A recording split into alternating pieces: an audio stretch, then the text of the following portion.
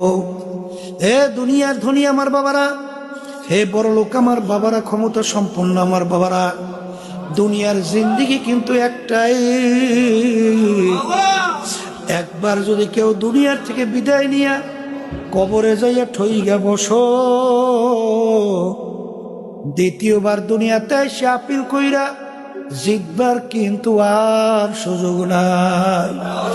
এ দুনিয়াদার পাগল আমার বাবারা, দুনিয়ার যে কোনো মামলার ভিতরে, যে কোনো কাজের ভিতরে একবার নয় 5 বারও যদি কেউ ঠগ, আবার ওই কাজের ভিতরে চেষ্টা করলে জিতবার আশা করতে পারো। কিন্তু আখেরাতের মামলায় যদি একবার কেউ ঠগ আর দ্বিতীয়বার আর আপিল কইরা জিতবার আর সুযোগ নাই। এই জন্য আমার ভাইদেরকে বলবো, পর্দালে মা বোনদেরকে বলবো, এ ধনী আমার বাবারা, হে বড় লোক আমার বাবারা, মাঝে মাঝে একটু চক্ষু বন্ধ করো, একটু মোরাকাবা করো, এরপর বিল্ডিং এর দিকে তাকাও, এরপরে সম্পদের দিকে তাকাও, ক্ষমতার দিকে তাকাও। আমার আব্বাজান রহমাতুল্লাহি আলাইহি বলতেন, বাজান ডাকাইতের দলের সর্দার, ওর কত পাওয়ার, ওর দলীয় লোক কোনো যদি অন্যায় করে অনেক সময় গুলি কইরা পর্যন্ত মাইরাও ফেলে। আখারে কত শাস্তি বিভিন্ন ধরনের প্রয়োগ করে। ওর এই মাতুক বাড়ি সর্দারি কতক্ষণ পুলিশের হাতে অ্যারেস্ট হওয়ার আগ পর্যন্ত। যখন পুলিশের হাতে অ্যারেস্ট হইয়া যায়, ওকে যখন পিটায়, বুট দিয়া পাড়ায়, কোথায় যাইবে আর সর্দারগিরি, কোথায় যাইবে ওর সারগিরি।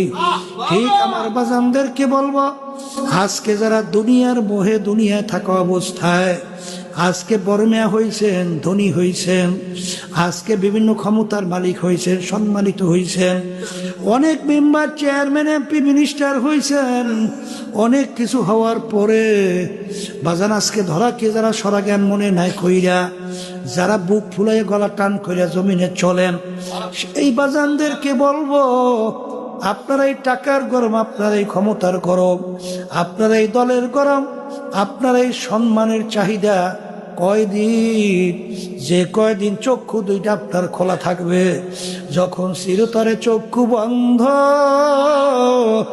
সব কিন্তু বন্ধ। এখন তাকাইয়া দেখো, সাদা 3টা কাপড় দিয়া প্যাঁচ দিছে, সাদা 3টা কাপড় দিয়া প্যাঁচ দিয়া মাথার ভিতরে, মাজার ভিতরে, পায়ের ভিতরে বাঁধিছে, এখন প্যাকেট করিয়া ফেলাইয়া রাখছে। এখন তাকাইয়া দেখো কেমন দেখা যায়। আরে তোমার কোমরের তাগা চাবি কাইটে নিয়ে যায়। আরে সন্তানরা এসে, আত্মীয় স্বজন এসে পাশে কান্দে, কই আব্বা আব্বা কইয়া চিল্লায়, আব্বা তো আর ডাকে সাড়া দিতে পারে না।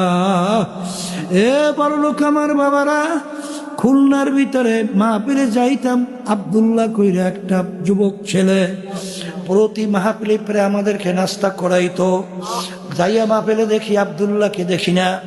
আমি জিজ্ঞাসা করি, আব্দুল্লাহ কোথায়? কলে হুজুর শোনেন না। আমি কলে কি?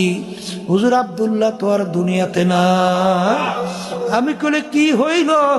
বলে হুজুর হঠাৎ স্ট্রোক কইরা মারা গেল। ওর 2-2.5 বছরের বাচ্চাটা যখন আব্দুল্লাহর লাশ নিয়ে এসে ঘরের বারান্দায় রাখছে, ওই বাচ্চাটা বাপের লাশের কাছে যাইয়া বারবার ডাক দেয়, আব্বা ওঠো, আব্বা ওঠো। ডাকতে ডাকতে বাচ্চা অস্থির হয়ে গেল, কিন্তু আব্দুল্লাহ তো আর ডাকে সাড়া দেয় না। বাচ্চা বিরক্ত হইয়া বলে, আব্বা ঘুমাইছে, আব্বা তো ওঠে না। এ দুনিয়াদার পাগল আমার বাবারা, কোন দুনিয়ার সম্পদের পিছনে পড়ছো? এই বাংলাদেশের ভিতরে ওই যে বড় ধনী এক ব্যাংকার, ও মারা যাওয়ার পরে লাশ নিয়ে গাড়ির গ্যারেজের ভিতরে ফেলাইয়া রাখছে। বাজান দুই ছেলে বাপের রাইখে যাওয়া সম্পদ নিয়ে মারামারি কাটাকাটি ঝগড়াঝাটি করে। ওদিকে বাপের লাশ হইলা পয়সা যাওয়ার উপক্রম হইল। দাফন কাফনের কোনো খবর নাই। এলাকার লোকজন চাঁদা ধইরা তারপর তাকে দাফন কাফনের ব্যবস্থা করলো। এ দুনিয়াদার পাগল আমার বাবারা, যারা ঘুষকে ঘুষ মনে করো না, সুদকে সুদ মনে করো না, যারা পরের বার ঠকাইয়া নিজের সম্পদ বাড়াতে চিন্তাও করো না, যারা জুলুমবাজি করো, মিথ্যাবাজি করো, যারা বিভিন্ন ধরনের দুর্নীতিবাজি করো, যারা চাঁদাবাজি করো, যারা আল্লাহর নীতি আদর্শ বাদ দিয়া মানব রচিত কুহুর তন্ত্র মন্ত্র বাস্তবায়নের জন্য মাতুকবাড়ি মাস্তানি করো, এ আল্লাহর বান্দারা তাকাইয়া দেখো, যেদিন তোমার চিরতরে চক্ষু বন্ধ, সেদিন দেখো কেউ তোমার পাশে আপন নাই। আরে কবরে যাওয়ার পরে আল্লাহ বাদে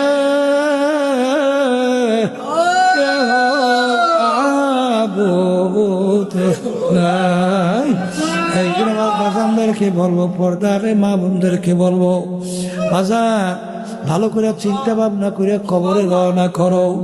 কারণ কি, আহারে এ দুনিয়াদার পাগল, আজকে দুনিয়ার মধ্যে এক শ্রেণীর মানুষ আল্লাহ ধনী বানাইলো, আর এক শ্রেণীর মানুষকে আল্লাহ ফকির বানাইলো। আহারে যখন দুনিয়াতে আসছিল রাজা বাদশা, তাও কিন্তু ল্যাংটা অবস্থায় আসছিল, আর রাস্তার ফকির তারাও কিন্তু ল্যাংটা অবস্থায় দুনিয়াতে আসলো। ভাগ্যের বিনা কেউ বা বড় মেয়া, কেউ বা রাস্তার ফকির। যখন কবরে যাবে, যাওয়ার পরে এক শ্রেণীর গরিব ফকির আল্লাহর ফজল করমে ধনী হইয়া যাবে, আর এক শ্রেণীর ধনী ফকির হইয়া কিয়ামতের ময়দানে উঠবে। জাহান্নাম বেহেশত আমার মালিক পাশাপাশি কায়েম করবেন। আহারে মালিক তো নাফরমানি কইরা কবরে গেছিল, জাহান্নামের আগুনে জ্বলতে জ্বলতে ওর কলিজা শুকাইয়া পানির জন্য ছটফট করে, আর পেটের কোথায় চিৎকার করে। ওদিকে গোলাম, ও তো আল্লাহওয়ালা, ও তো আল্লাহর ফজল কর্মে বেহেশত পাইয়া গেছে, ও তো বেহেশতের নাজ নেয়ামত খায়। মালিক দেখে আর বলে, গোলাম তোকে আমি কত টিটকারি মারছিলাম, আরে আমি নামাজ, আরে তুই এত কাজ কইরা নামাজ ছাড়ো নাই, আমি তো আল্লাহর হুকুম নবীর তরিকা অনুযায়ী চলি নাই, কিন্তু তোর হুশ থাকতে তুই নবীর তরিকা আল্লাহর হাবিবের রাস্তা ছাড়ো নাই, আল্লাহর হুকুম ছাড়ো নাই। এখন আল্লাহর ওয়াদা অনুযায়ী তো তুই নাজ নেয়ামত বেহেশত পাইয়া গেলি, আমার কলিজা আগুনে জ্বইলা জাহান্নামের, আমার কলিজা দাউ দাউ কইরা জ্বলে, আমাকে একটু বেহেশতের নাজ নেয়ামত দাও।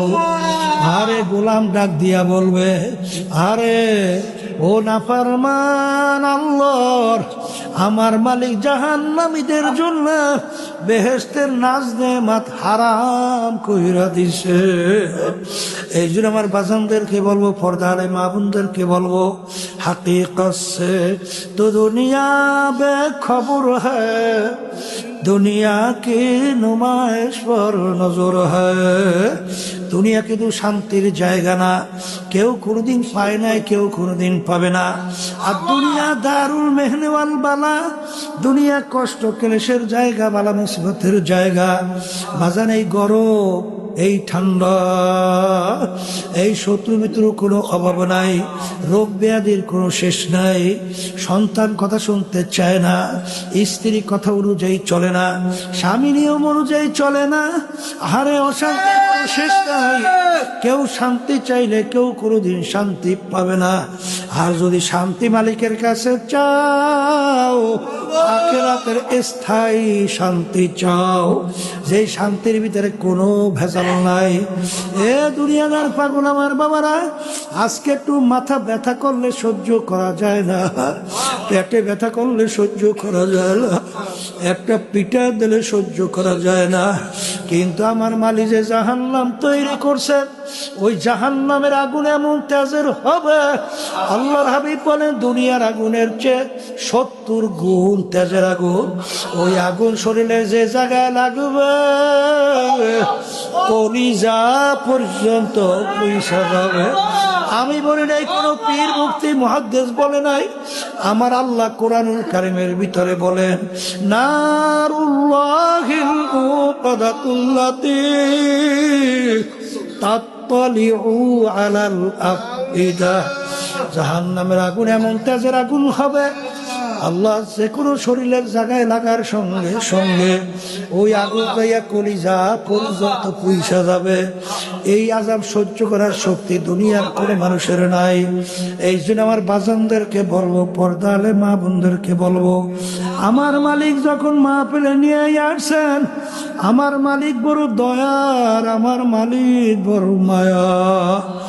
আমার মালিক তো অপেক্ষায় থাকে কখন বান্দাবান্দি সেজদায় পইরা আমাকে আল্লাহ বইলা ডাক দেবে, আর আমি ডাকে সাড়া দেব, আর আমার রহমতের কোলের মধ্যে ওদেরকে টাইনা জায়গা দিয়া দেব। এই জন্য ভাইদেরকে বলবো, পর্দারে মা বোনদেরকে বলবো, মুসলমান বলতেই মন চায় ইমানকে নির্ভেজাল মজবুত করবে, নেক আমল কইরা দুনিয়া থেকে বিদায় নিয়ে কবরে যাবে, কিন্তু শয়তান এবং নাফস আম্মারা, মানুষ শয়তান তোমার আমার পিছনের শত্রু হিসেবে কাজ করে। এই জন্য আমার মালিক বলে ওয়াকুনু মা'আস সাদিকিন, তোমরা সাদিকিন বান্দাদের সঙ্গী হও। সাদিকের বান্দাদের সঙ্গী যদি হইতে পারো, আল্লাহর ফজল ও করবে সেই নিয়ম কথা অনুযায়ী যদি চলো, দিন আর দিন। আমরা নামাজ পড়ি কেন? মালিকের হুকুম পালন করি। আমরা রোজা রাখি কেন? মালিকের হুকুম পালন করি। আমরা হজ জাকাত আদায় করি কেন? মালিকের হুকুম পালন করি। সুন্নাত তরিকায় চলি কেন? মালিকের হুকুম পালন করি। কথা ঠিক কিনা? নামাজ পড়া যেরকম নাকি ইবাদত, নামাজ না পড়াও তো ইবাদত। অনেকে বলে না, যেমন নাকি উদাহরণ ফজরের নামাজ, আপনি ফরজ পড়ার পরে সূর্য উঠতেছে, ওই সময় যদি কেউ নামাজ পড়ে সওয়াব হইবে না গুনাহ হইবে? নামাজ তো পড়ছেন, গুনাহ পাইছেন। রমজান মাসে আমরা রোজা রাখি, আল্লাহর হুকুম পালন করতেছি, কিন্তু ঈদের দিন যদি কেউ রোজা রাখে সওয়াব হবে না গুনাহ হবে? তার রোজা তো রাখছেন, পাইলেন তো গুনাহ। কারণ কি? ওই রোজাটা মালিকের হুকুম অনুযায়ী হয় নাই, নামাজটা মালিকের হুকুম অনুযায়ী। তা যাই হোক, আমাদেরকে আল্লাহ বানাইছেন তার ইবাদতে।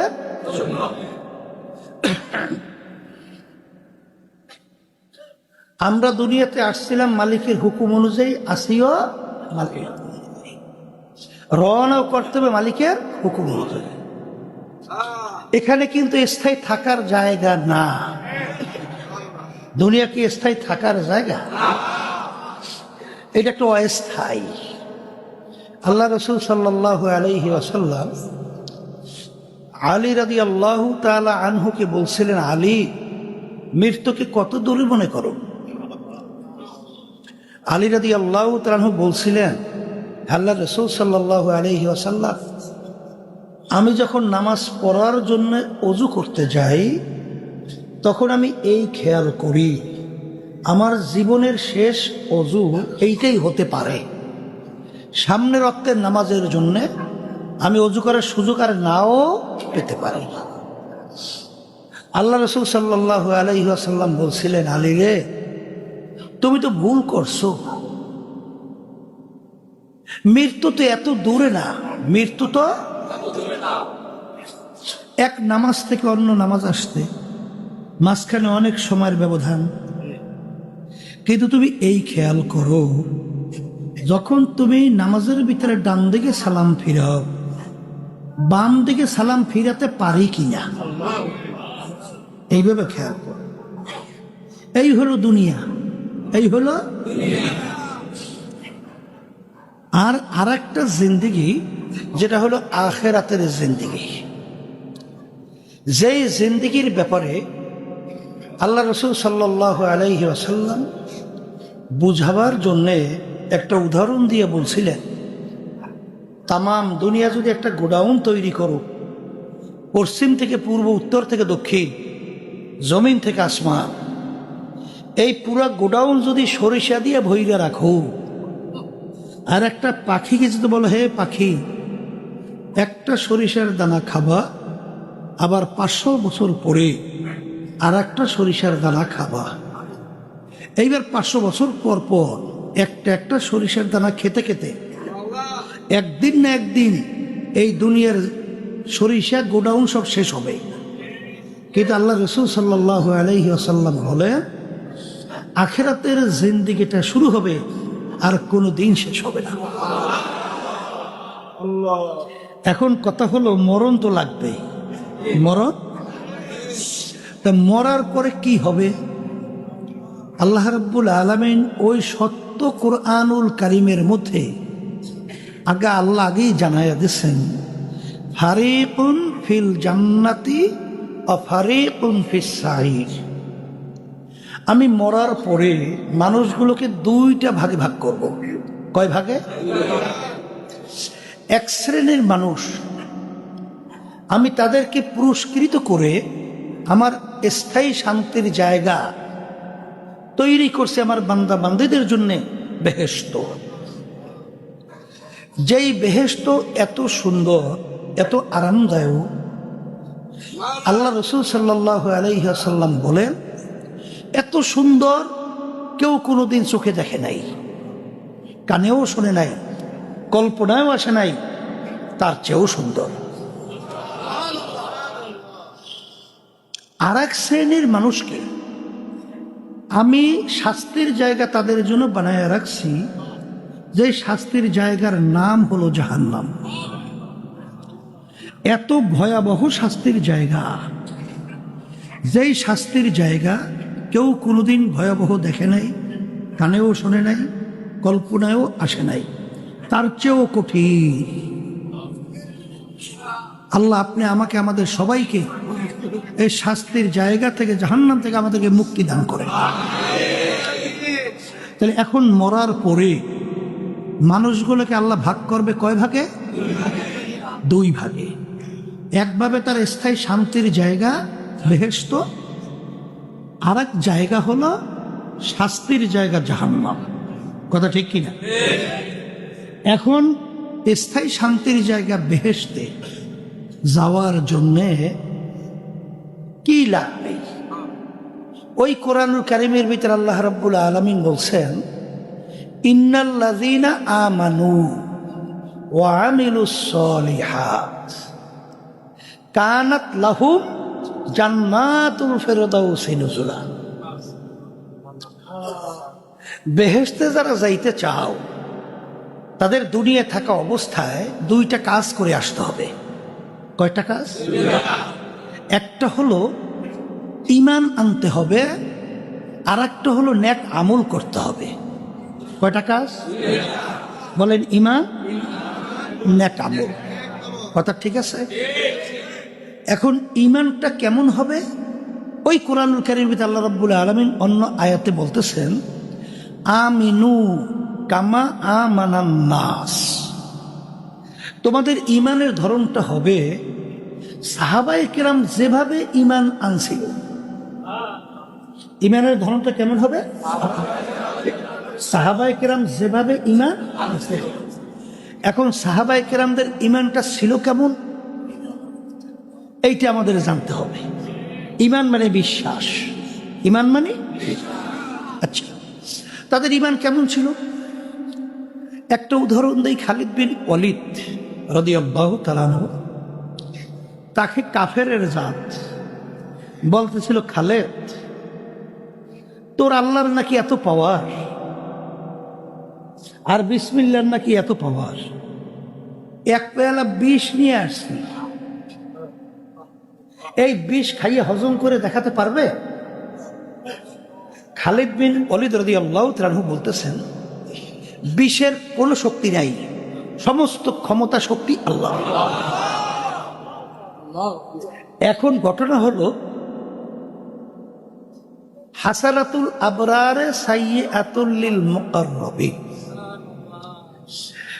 আল্লাহর যারা নৈকট্যে পৌঁছে যায়, আল্লাহর যারা নৈকট্যে পৌঁছে যায়, গোপন একটা সম্পর্ক আল্লাহর সঙ্গে তৈরি,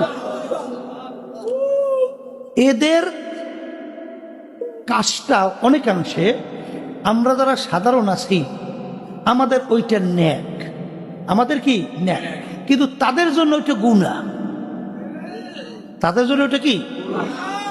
এখন ওই যে বাইদিস বুস্তামি রহমতুল্লাহি আলাইহি ঠান্ডা দুধ খাইছে, তার পেট খারাপ হয়েছে, বলতেছে ঠান্ডা দুধের কারণে মানে পেট খারাপ হয়েছে। মালিক ডাক দিয়ে বলে, বাইজিদ তোমার পেট খারাপ ক্ষমতা কি ঠান্ডা দুধে নামি আল্লাহ, তাই সূক্ষ্ম সেরেক করলা কেন? কিন্তু আমরা যদি বলি আমাদের তো গুনাহ হবে না, কারণ আল্লাহ রাব্বুল আলামিন এক একটা জিনিসের মধ্যে এক একটা ক্রিয়া রাখছে না। তাহলে পচা খাদ্য খাইয়ে যদি পেট খারাপ হয়, এটা আল্লাহ এর মধ্যে নিয়ম রাখছে না পচা খাদ্য পেট খারাপ করে? কথা কয় না? জামাল গোটা চেনেন? জামাল গোটা, জামাল গোটার ক্রিয়া হইল খাইলে পেট পানির মতো বাথরুম, আর একটা ক্রিয়া আছে না। আমরা যদি বলি এটা পেট খারাপ করে, এটা আমাদের গুনাহ হবে না। কিন্তু যারা আল্লাহর নৈকট্যে পৌঁছে গেছে, যাদের আল্লাহর সঙ্গে গোপনে সম্পর্ক তৈরি হয়েছে, তাদের জন্য এটা গুনাহ হয়ে যাবে। কেন? যখন নাকি বলছে খালেদ, খালেদ বিন ওয়ালিদ তোমার খোতার বলে এত পাওয়ার, তাহলে বিষ খেয়ে হজম করে দেখাতে পারো? গোপনে মালিকের সঙ্গে সম্পর্ক তৈরি হয়ে গেছে। মালিক হয়তো ডাক দিয়ে বসে, খালেদ অসুবিধা নেই, খা। বিসমিল্লাহির রহমানির রহিম বইলে এক পেয়ালা বিষ ঢক ঢক করে গিয়ে খাইবে, কিছু হয় না। এখন এইটা দেখে আবার কেউ বিষ খেয়েন না, আল্লাহ রাব্বুল আলামিন বিষের কিরিয়েই রাখছে হলো মরণ, আছে না? কিন্তু যাদের সঙ্গে মালিকের সম্পর্ক গোপন তৈরি হয়ে গেছে, সিগন্যাল পাইছে, ব্যাপার আলাদা। কথাটা বুঝাতে পারছি? তাহলে যেই কথা বলতে চাইছিলাম, তাদের ইমানটা ছিল এইরকম মজবুত। ওমর ফারুক রাদিয়াল্লাহু তাআলা আনহু, ওমর ফারুক রাদিয়াল্লাহু তাআলা আনহু তিনি শাসন পরিচালনাকালীন নীল নদ তার আওতার ভিতরে এসে গেছে না। নীল নদের একটা নিয়ম ছিল, প্রতি বছর একটা সময় শুকিয়ে যাইত। নিয়ম ছিল একটা যুবতী সুন্দরী মেয়েকে ওই নীল নদীর ভিতরে যদি বলি দেওয়া যেত জবাই, তাহলে নীল নদীতে পানি আসতো, নালে পানি আসতো না। আর ওই পানি এত গুরুত্বপূর্ণ, ওই পানি খেয়ে মানুষ বাঁচে, ওই পানি দিয়ে কৃষি পায়, অত্যন্ত গুরুত্বপূর্ণ না। তাই যখন নাকি ওমর ফারুক রাদিয়াল্লাহু তাআলা আনহু তার পরিচালনার মধ্যে নীল নদী এসে গেছে, তার নিয়ম অনুযায়ী নীল নদীর পানি কি করছে? শুকিয়ে গেছে। কি হয়েছে? এখন পানি আসার জন্য নিয়ম কি? যুবতী একটা সুন্দরী মেয়েকে বলি বলি জবাই। ইসলামে জায়েজ আছে না? জায়েজ নাই? তাহলে জায়েজ যদি না থাকে, এত লক্ষ লক্ষ মানুষ পানির পিপাসায় অভাবে হয়তো মারা যাবে, অথবা এই পানি দ্বারা ফসল হবেও না, না খাইয়ে মরবে। এখন আল্লাহ মাফ করুক, আমাদের যুগ যদি হইতো, তাহলে বিভিন্ন ফতুয়া বেরোয়া শুরু হইতো না। এই একটা জান যায় যাক, আগে লক্ষ জান তো বাঁচাও, দে জবাই করিয়া। বর্তমানে আমাদের দেশে আছে না 92% মতো মুসলমান, এই দেশে ইসলাম নীতি আদর্শ রাষ্ট্রীয় পর্যায়ে ক্ষমতায় নাই, তখন বিভিন্ন ফতুয়া বাইরে না বাইরে না, এই ফতুয়া দিয়ে দিয়ে বলে না যে মন্দির ভালো, অমুক টমুক সমুক, এইটা বলতে বলতে করতে করতে ইসলাম ধ্বংস, ইসলামী শক্তির উত্থান হয় না।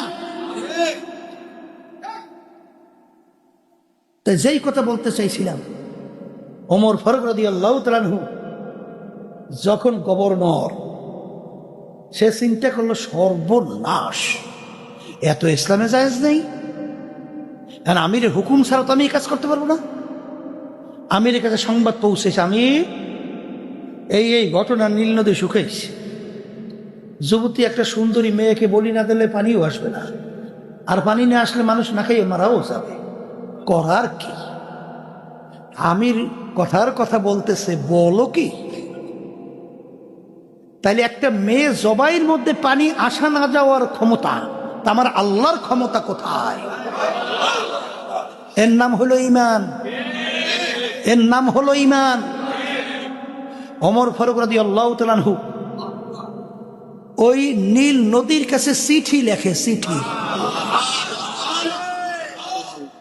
আমাদের যুগে যদি আল্লাহ মাফ করুক, আমরা দেখতাম গাছের কাছে চিঠি লেখে, নদীর কাছে চিঠি লেখে, তাহলে আমরা কি মন্তব্য করি? পাগলের দল, ও কি দল? পাগলের দল। নদীর কাছে চিঠি লেখে, এখনো সুস্থ মানুষ। কিন্তু ওমর ফারুক রাদিয়াল্লাহু তাআলা আনহু চিঠি লেখার পরে বলতেছে, যাও এই চিঠি নিয়ে নদীর ভিতরে ফালাও। চিঠি কি লেখছে? লেখছে, হে নীল নদী, তুমি যদি আল্লাহর হুকুমে জারি হও তাহলে জারি হইয়া যাও, আর যদি আল্লাহর হুকুমে তুমি জারি না হও, তোমার পানি আমাদের লাগবে না। কারণ আমাদেরকে সৃষ্টি করছেন আল্লাহ, বাসাই না মারুই না মালিক আল্লাহ, রিজিক দেওয়ার মালিক আল্লাহ, ওর কোনো ক্ষমতা নাই। জানিন নদী, তুই যদি পানি না উঠাও তাইলে তুই দিস না, মালিক ব্যবস্থা নেবে।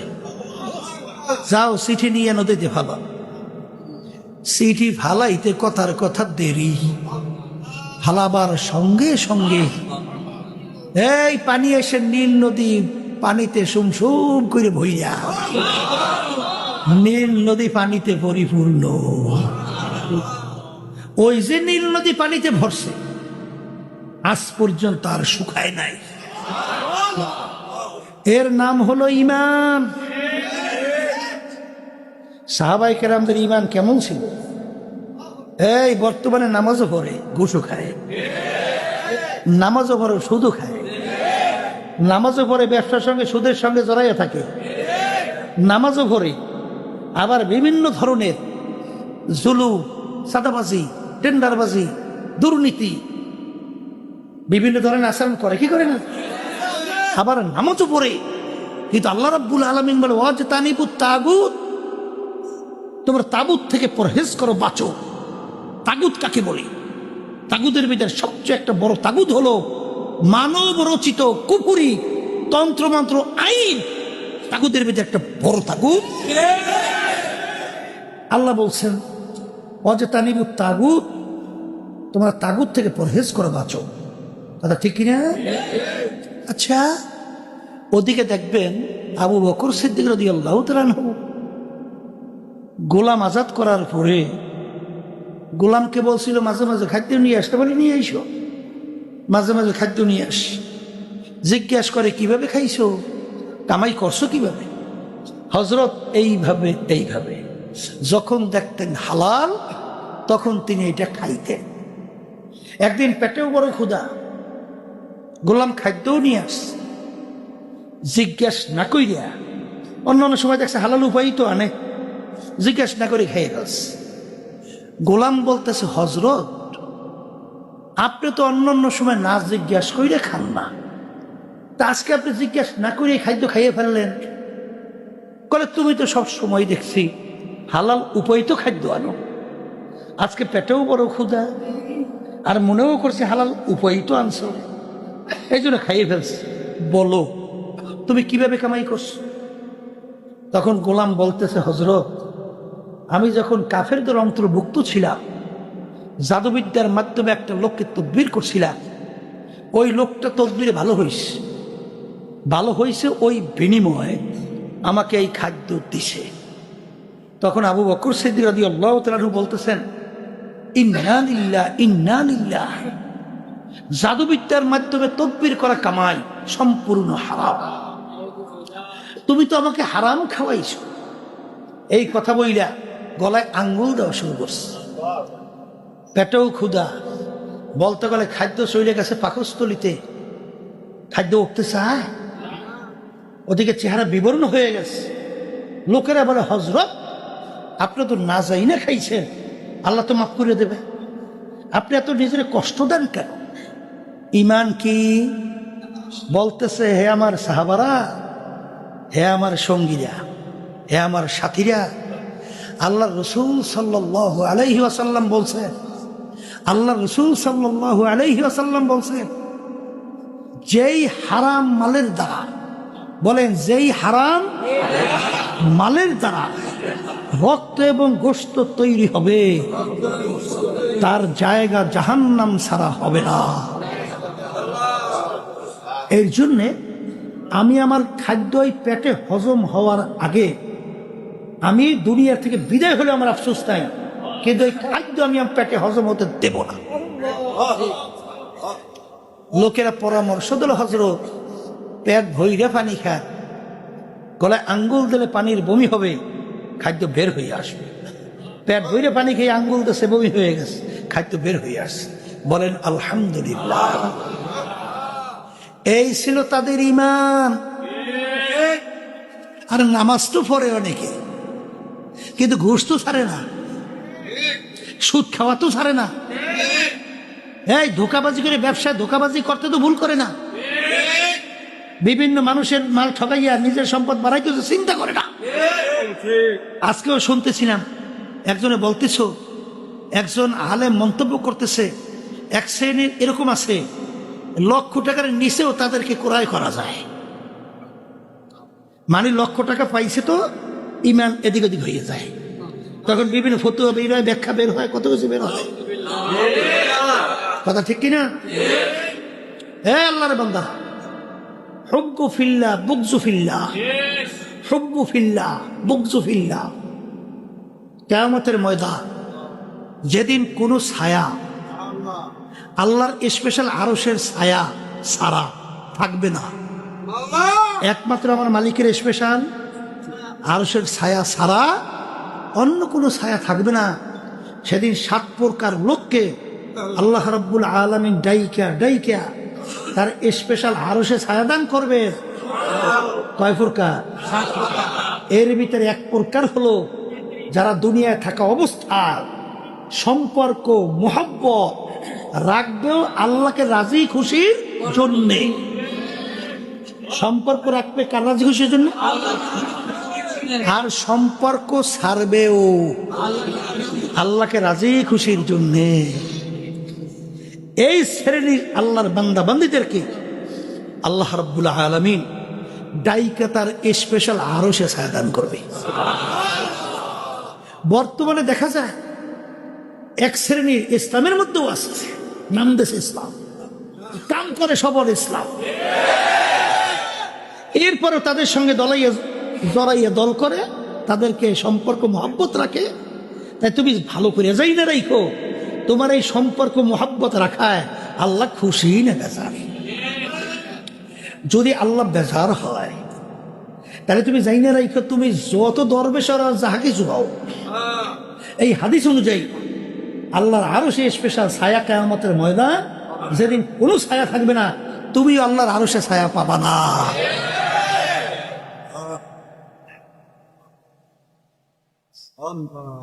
উল ইন্না সলাতি ওয়া নুসুকি। মাইকের লই যে কি তামসা শুরু করছে, এই বেটাগুলো এই যে কোনো যায় বয়ানই করা যায় না, বেটা খালি বাহিরে শব্দ বাড়াইতেছে আর মসজিদের শব্দ একের কমাই দিতেছে। এই একরকমের সাউন্ড রাখো বাহিরে এবং ভিতরে,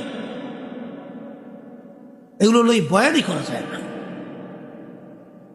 তাই যেই কথা বলতেছে, এই আর বেশি ধরো না, তুই দাও, তাই যেই কথা বলতে চাইছিলাম, মহব্বত রাখবে কার উদ্দেশ্যে? আল্লাহর মহব্বত, আল্লাহর ভালোবাসার উদ্দেশ্যে। তো এখানে কুল ইন্না সলাতি ওয়া নুসুকি ওয়া মাহইয়ায়া ওয়া মামাতি লিল্লাহি রাব্বিল আলামিন। আমি বলছি না আল্লাহ বলছি? আচ্ছা, আপনি নামাজ পড়েন কার রাজি খুশির জন্য? রোজা রাখেন কার রাজি খুশির জন্য? তাহলে আপনি যে মানব রচিত কুফরি তন্ত্র মন্ত্র তাদের সঙ্গে জড়াই রাজনীতি করেন কার রাজি খুশির জন্য?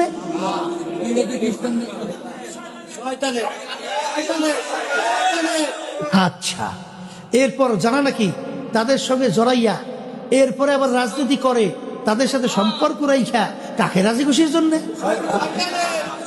আপনারাই বলতেছেন যে আল্লাহকে রাজি খুশির জন্য না, তাহলে আপনি আল্লাহর আরশে ছায়া পাইবেন কেমনে? তাহলে হাদিস কি আল্লাহ রাসূল সাল্লাল্লাহু আলাইহি ওয়াসাল্লাম মিথ্যা বলছে? না। আল্লাহ রাব্বুল আলামিন কোরআনের এই আয়াত কি অযৌক্তিক? না অবাস্তব? বেহেশতে যাইবেন কিভাবে? কোরআন এবং হাদিসের রাস্তার বাহিরে জোর করিয়া? তাইলে যদি আপনি এই চিরস্থায়ী শান্তির জায়গা বেহেশতে যাইতে চান, নির্ভেজাল ঈমান লাগবে। কারণ হাদিসের মধ্যে আসছে অনেক মুসল্লি নামাজ পড়ে ঈমান নাই। আমার আল্লাহ বলেন ফাওয়াইলুল লিল মুসাল্লিন, প্রস্তুত কইরা রাখছি নামাজি নামাজ পড়ে ওর জন্যই জাহান্নাম। কথা ঠিক না বে? ঠিক। তাহলে বুঝতে হবে নামাজটা হওয়া লাগবে একমাত্র আল্লাহকে রাজি খুশির জন্যে। আমার ব্যক্তিগত জীবন, আমার পারিবারিক জীবন, আমার সামাজিক জীবন, আমার ব্যবসার জীবন, আমার খরচের জীবন, আমার রাজনৈতিক জীবন, আমার পোশাকাদির জীবন, আমার আন্তর্জাতিক জীবন, আমার সুরাত সিরাতের জীবন, সব কিছু হওয়া লাগবে একমাত্র আল্লাহকে রাজি খুশির জন্যে। অনেকে মনে করেন হুজুর এইভাবে কি চলা যায়? কিছু মিলে ঠিলাইয়া ফিলাইয়া কোন কায়দায় ডাইলে চাউলে খেজুরি মেসুরি কইরা এইবার হুজুর এই না চললে তো কায়দা করা যায় না। এক সেইন আছে না? আমার মালিক বলেন আল্লাহু সামাদ। আমার মালিক বলেন আমি বেনিয়াজ বেপরোয়া। তামাম দুনিয়ার সমস্ত মানুষ যদি কিয়ামত পর্যন্ত আমার নাফরমানি করতে থাকে, আমার হুকুমের বিরুদ্ধাচরণ করে, এতে আল্লাহ বলেন আমার কিছু আসে যায় না। এই মাখলুকাতের সংখ্যা কি পরিমাণ শুনছে? প্রায় 18,000 কম বেশি। কথা কয় না? 18,000 কম বেশি মাখলুকাত না? এর ভিতরে একটা মাখলুকের নাম হলো মানুষ। কথা কয় না? এই অন্যান্য মাখলুকাত আমার মালিকের ইবাদতে লিপ্ত আছে না নাই? ফেরেশতারা আছে আছে আছে। অন্যান্য মাখলুকাত আমার মালিকের তাসবিহ তাহলিল আদায় করে কি করে না? যারা সারদাম বাগুয়াদ আল্লাহু নাগুয়াদ টনটনা টুন টুন নাগুটু। এ কবরের যাত্রীরা কি মনে করছো আল্লাহ কি আমাদের কাছে ঠেকছে নাকি? আল্লাহ কি আমাদের কাছে ঠেকা? হ্যাঁ, ঠেকা যদি না হয় নিয়ম অনুযায়ী ইবাদত করো, নিয়ম অনুযায়ী ইবাদত করো। তুমি আর আমি শুনি পাখিটা টুন টুন টুন টুন শব্দ করতেছে, আসলে ওদের ভাষায় ওরা বলতেছে আল্লাহু আল্লাহ। এই স্বাভাবিক বোঝা যায় না? আমরা পানি কি বলি? পানি। আমরা পানি কি বলি? পানি। আচ্ছা, ইংরেজি ভাষাভাষী এলারা পানি রে পানি বলেন ওয়াটার। শুনতে কি একরকমের না ভিন্ন হয়েছে? ওয়াটার হয়েছে কিন্তু জিনিস কিন্তু পানি। এই আরবি ভাষাভাষী এলারা বলে মাউন। শুনতে কিন্তু ভিন্ন, জিনিস কিন্তু বস্তু একই। ঠিক কিনা? তোমার আমার বাড়ির মোরগটা ডাক দেয় কুকুরু তুকু, শুনতে শোনা যায় কুকুরু তুকু। আসলে ওদের ভাষায় ওরা বলে আল্লাহ আল্লাহ, ও যারা সারদাম বাগুয়াদ আল্লাহ নাগুয়াদ টান টানা টুন টুন না টুন টুন। এই আমার মালিকের ইবাদতের ভিতরে তাসবিহ তাহলিলের মধ্যে সমস্ত মাখলুকাত জড়াই আছে না নাই? না খালি আমরা মানুষই খালি ইবাদত করি? হ্যাঁ, এই আল্লাহর বান্দারা কবরে যাত্রীরা। আচ্ছা বলেন তো, আমার মালিক আপনার আমার নামাজ দিয়া কি করবে? কোনো প্রয়োজন আছে? তাহলে কোরবানির পশু জবাইয়ের মধ্যে আল্লাহ কি বলছেন? যে তোমাদেরকে আমি কোরবানির সময় পশু জবাই করতে বলছি যাদের এই আল্লাহ তাওফীক দিয়েছে না। আচ্ছা ওয়াজিবটা কথা কয়টা? আচ্ছা করলে, করার পরে এই রক্ত গোশত কোরবানির গরু গোশত মালিকের কাছে পাঠান, তাহলে কি পাঠাবো? তোমার দিলের অবস্থানটা, তুমি যে কোরবানি করলা কিসের জন্য? যদি আল্লাহর জন্য হয় এইটি আল্লাহ পাইয়ে যায়। তাহলে নামাজও আল্লাহর কোনো প্রয়োজন নাই, রোজাও কোনো প্রয়োজন নাই। কিন্তু আমার মালিক দুনিয়াতে পাঠাইছেন পরীক্ষার হলে, পরীক্ষা নেওয়ার জন্যে। তাহলে ঈমান হইতে হইবে ধরনটা কি? আবার বলেন। তাইলে বোঝা গেল যে ঈমানের ধরন হইতে হবে সাহাবায়ে কেরামদের নির্ভেজা সত্য ঈমান যদি থাকে। আল্লাহর হাবিব বলেন আখলিস দীনাকা ইয়াকফিকা আমালুল কলিল। ঈমান যদি তোমার নির্ভেজাল, ঈমান যদি তোমার স্বচ্ছ হয়, তুমি অল্প নেক আমল করবে তো সরাসরি জান্নাতে চলে যাবে। ঈমানের ব্যাপারে শুনলাম, এখন দ্বিতীয় বলছিলাম কি? নেকামল। বলেন, এই নেকামলের ব্যাপারে ঝামেলা শেষ নাই। কথা না, ইসলামের পক্ষে বাক্স একটা থাকার পরেও এক শ্রেণী এবার বিএনপির বাক্সে নেকামল ধাইছে না। আস্তে আবার দাড়িপাল্লারা কইছে না হ্যাঁ ক্ষমতায় গেলে ইসলাম অনুযায়ী রাষ্ট্র চালাইবে না, প্রচলিত কুফরি গণতন্ত্রের রাষ্ট্র চালাইবে। এই সেখানেও আবার নেকামলের একজনের পথ ধাইছে না। কথা কয় না, না দেখায় নাই। এখন আমার বাজান দেখি বাজা নেকামল কোনটা? আল্লাহ রাব্বুল আলামিন প্রত্যেক নামাজের মধ্যে আপনাকে আমাকে শিক্ষা দেয়, ইহদিনাস সিরাতাল মুস্তাকিম। হে আমার দয়ার মালিক, আপনি আমাকে সিরাতাল মুস্তাকিমে চালান। সিরাতাল মুস্তাকিম দেখান, সিরাতাল মুস্তাকিম কোনটা?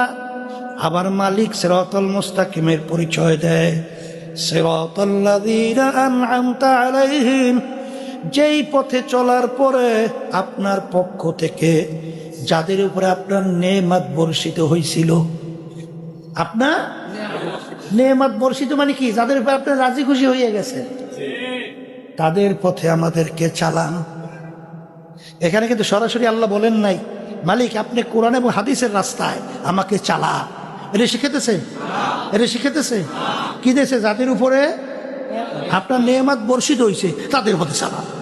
এখন কাদের উপরে আল্লাহ নেয়ামত বর্ষিত হয়েছে? আল্লাহ রাব্বুল আলামিন কোরআনুল কারীমের ভিতরে তাদের পরিচয় দিয়েছে, মিনান নাবিয়্যিনা ওয়াস সিদ্দিকিনা ওয়াশ শুহাদাই ওয়াস সালিহিন ওয়া হাসুনা উলাইকা রফিকা। আল্লাহ রাব্বুল আলামিন পরিচয় দিয়েছেন যে আমি কাদের উপরে রাজি খুশি হয়েছি, কাদের উপর আমার নেয়ামত বর্ষিত হয়েছে। বলেন নবী রাসূলদের উপরে, বলেন সিদ্দিকিনদের উপরে, বলেন শুহাদায়ে কেরামদের উপরে, বলেন তাদের ধারাবাহিকতায় কিয়ামত পর্যন্ত নেককার পরহেজগার আল্লাহ ওয়ালাদের উপরে আল্লাহর নেয়ামত বর্ষিত হয়েছে। এখন বুঝতে হবে, বলেন নবী রাসূলদের আমল, বলেন সিদ্দিকিনদের আমল, বলেন শুহাদায়ে কেরামদের আমল, বলেন তাদের ধারাবাহিকতায় নেককার পরহেজগারদের আমল। আমল মানে কাজ, এই কাজটাই হলো নেক কাজ। এদের কাজটাই কি? আবার বলেন, এদের কাজটাই কি? এখন আপনার কোন আমলটা নেক আমলের ভিতরে পরিগণিত হবে? সাহাবায়ে কেরামদের আমলের সঙ্গে মিলাবার পরে তখন তুমি ইখলাস নিয়ে যদি আমল করতে পারো, আল্লাহর রহমতে কোনো সন্দেহ ছাড়া বেহেশতে চলে যাওয়া। আর যে আমলগুলো সাহাবায়ে কেরামদের আমলের সঙ্গে মিলবে না, যত বস্তা বস্তা আমল হোক, ও আমল নেক আমলের ভিতরে গণ্য হবে না। কথা ঠিক আছে? এখন এই নেক আমল কোনটা এইটা বোঝার জন্যে, সাহাবায়ে কেরামদের আমল কোনটা এইটা বোঝার জন্যে আল্লাহ রাব্বুল আলামিন প্রত্যেকটা মানুষের ভিতরে আল্লাহ আকল দান করছেন, জ্ঞান দান করছেন, বুদ্ধি বিবেচনা দান করছেন। এই জন্যই দেখবেন যারা পাগল, যারা পাগলের কিন্তু কোনো বাদ বিচার আছে? আছে আছে সাজা সাজা আছে। কারণ কি? ওদের আকল না থাকার কারণে ওদের কোনো ধরপাকড়ও নাই। কথা ঠিক?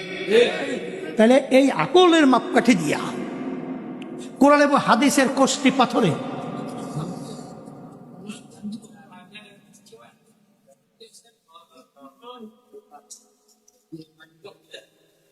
যেই কথা বলতে চাইছিলেন, এবার এখন বয়ানটা শুনতেই দেবে না। ওই লোকটা আইছিল কোন জায়গা দিয়ে? তাই যেই কথা বলতে চাইছিলাম যে নেক আমল বাহিরের শব্দ হালকার, ভিতরের শব্দ একরকমের রাখো। একরকমের রাখলে আবার এসে বলে কে বোঝে না? কথা শুনলেই মাইক লড়াইও না। যেই কথা বলতে চাইছিলাম, নেক আমলটা আপনার দেখতে হবে সাহাবায়ে কেরামদের আমলটা কি। কথা ঠিক? এখন আবার অনেকে কিন্তু আছে দল করে, বুঝছেন? ওই দলের চশমা চোখে দেয়, চোখে দিয়ে তারপর কোরআন এবং হাদিসের ভিতরে তালাশ করে দেয় তার পক্ষের কোনো দলিল টলি পাওয়া যায় কিনা।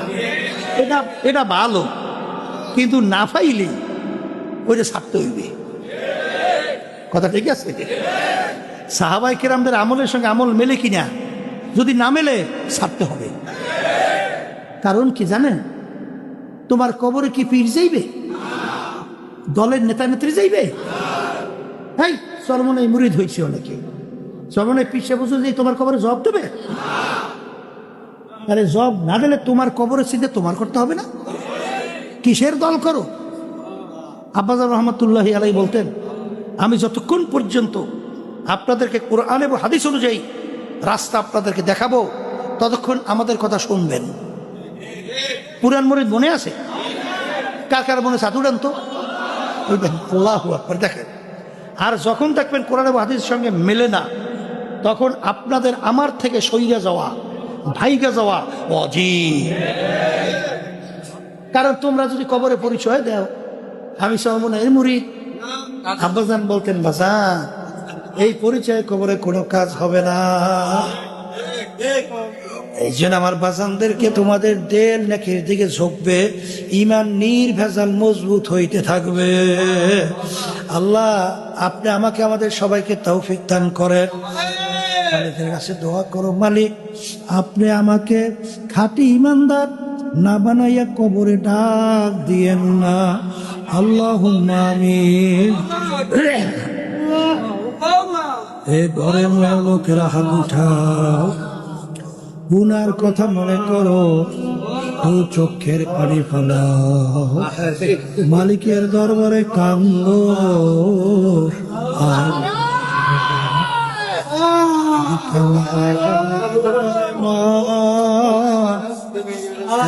ঘরের দরজা দিয়ে বউ হয়েও ছিলারে, কত মেয়ে লোকে শরবত খাওয়াইলো, কত মেয়ে লোকে বাতাস করলো। আবার এমন একটা দিন আসবে এই ঘরের দরজা দিয়া মরা লাশ হইয়া বের হবা। ছেলে কান্দবে মামা করে,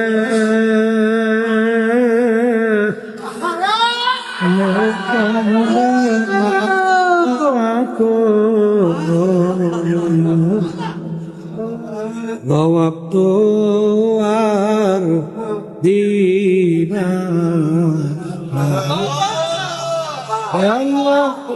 এ পর্দার মা বোনেরা দুই চোখের পানি ফালাও, গুনার কথা মনে করো, মালিকের ব্যাপারে কান্দো। যদি কান্না না আসে মন কেউ জরে মন, একদিনে ঘরের দরজা দিয়ে নতুন বউ হইয়া উঠছ, আবার মরার লাশ হইয়া। আল্লাহ আমাদের আম্মা আত্মীয় স্বজন যারা ওই অন্ধকার কবর শুয়ে রয়েছে, সবার কবরকে বেহেশতের বাগান বানাইয়া দেয়। আল্লাহ মা বাবাকে হেদায়েতের জরিয়া বানাইয়া দিয়ে। আল্লাহ হককে আমাদের কাছে হক হিসেবে প্রকাশ করে দিয়ে, বাতিলকে বাতিল হিসেবে প্রকাশ করে দেয়।